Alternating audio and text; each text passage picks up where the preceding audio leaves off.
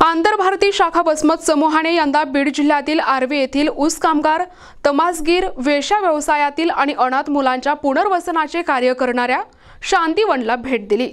दीपक नागरगोजे आणि कावेरी नागरगोजे यांनी रवींद्रनाथ टागोर यांच्या शांतिनिकेतनचा शिक्षण आणि बाबा आमटे यांच्या आनंदवनातील सेवाभावाचा आदर्श घेऊन बीड जिल्ह्यातील ऊस कामगार, तमासगीर, वेश्या व्यवसायातील आणि अनाथ मुलांच्या पुनर्वसनाचे कार्य शिक्षणातून करण्यासाठी शांतीवनच्या माध्यमातून मागच्या 20 वर्षांपासून कार्य करत आहेत।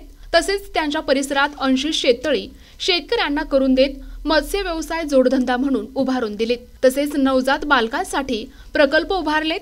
साने गुरुजी यांच्या संकल्पनेतून निर्माण झालेली भाषा, जातपात, धर्म, प्रांत या पलीकडे जाऊन आपण माणूस म्हणून एकत्रित असायला हवे या विचारधारेवर चालणारी आंतरभारतीच्या वसमत शाखेने समाजाची भान जपत शांतीवनला भेट दिली। यात वसमत येथून 40 जणांचा सहभाग होता। यात युवक युवतींचा सहभाग लक्षणीय होता। यावेळी शांतीवनच्या कार्याबद्दल दीपक नागरगोजे यांनी माहिती दिली आणि स्वतः संपूर्ण प्रकल्प दाखवला। आंतरभारती आणि संवाद समूहाबद्दलची ओळख आंतरभारतीच्या राष्ट्रीय उपाध्यक्ष संगीता देशमुख यांनी करून दिली। या सहलीचे यशस्वी संयोजन शिवाजी सूर्यवंशी यांनी केले। शांतीवन काय आहे? त्याबद्दल काय सांगाल? शांतीवन हा अनाथ, वंचित, उपेक्षित मुलांचा प्रकल्प आहे। गेल्या 25 वर्षापासून आम्ही या प्रकल्पाच्या माध्यमातून मुलांचं संगोपन, शिक्षण आणि पुनर्वसन याच्यावरती काम करतो। आज 350 मुलांचं इथे पालन, पोषण, संगोपन आणि शिक्षण केलं जातं। या प्रकल्पाच्या माध्यमातून ऊसतोड कामगारांची मुलं, अनाथ मुलं, तमाशा कलावंतांची मुलं, रेड लाईट एरियातील महिलांची मुलं, या मुलांच्या खऱ्या अर्थाने शिक्षणातून पुनर्वसन करण्याचं काम हे इथे सुरू आहे। शासनाला आणि नागरिकांना काय सांगाल? काय आवाहन?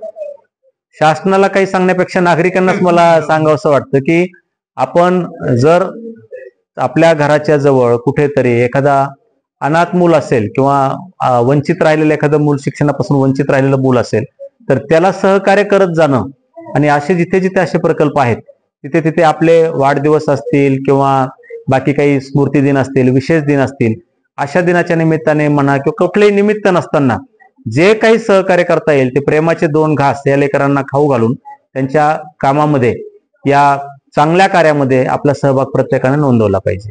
संवादचे आम्ही 40 जण इथे शांतीवनला आलेले आहोत। या शांतीवनचा खरं तर खूप मोठा महासागर आहे।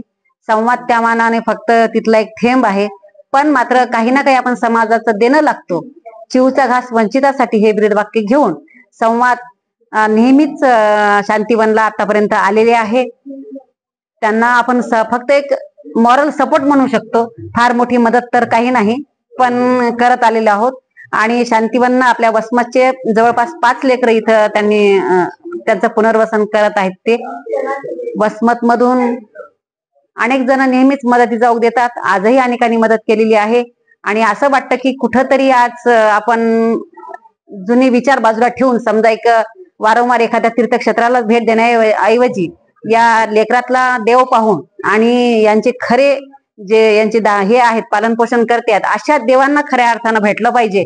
आणि म्हणून खरी तीर्थयात्रा, जी आधुनिक तीर्थयात्रा म्हणतो, अशा तीर्थयात्रेला समाजानं नेहमी भेट दिली पाहिजे। आपल्याच्यानं फार मोठं काही आपण समाजामध्ये काही उभं करू शकत नसेल तर किमान असं कामं करणाऱ्या लोकांना आपण आपल्याकडून थोडाफार हातभार लागला पाहिजे। याच उद्देशाने आम्ही संवाद करीत 40 जण आलेले आहोत आणि इथं आमचं आदरातिथ्य खूप सुंदर झालेलं आहे। आनंद, या शांतीवनची आम्हाला खूप छान माहिती आम्हाला दीपक भाऊ कडून मिळालेली आहे आणि कावेरी वहिनीकडून पण मिळालेली आहे। या शांतीवन परिवारातले हे 2 जण पालक आणि या सर्व कुटुंबाचं आम्ही पुन्हा एकदा धन्यवाद मानतो। प्रतिनिधी नंदू परदेशी, NTV न्यूज मराठी, हिंगोली।